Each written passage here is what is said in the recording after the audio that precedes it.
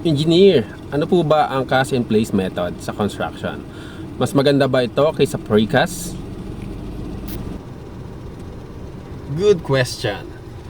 Cast in place is a construction method kung saan yung concrete ay hinuhulma at binubuhos mismo sa site.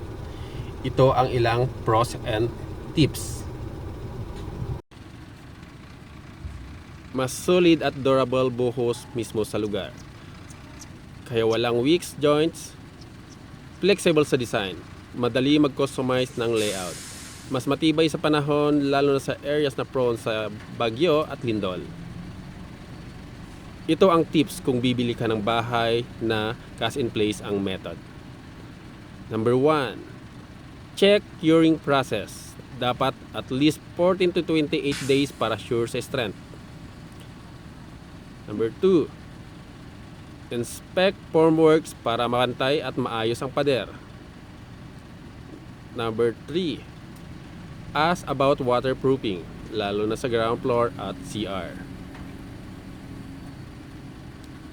Kung gusto mong malaman kung cast in place ba ang gamit sa bibili mong property at kung bagay ito sa location mo, message Engineer Roel for a free property insights.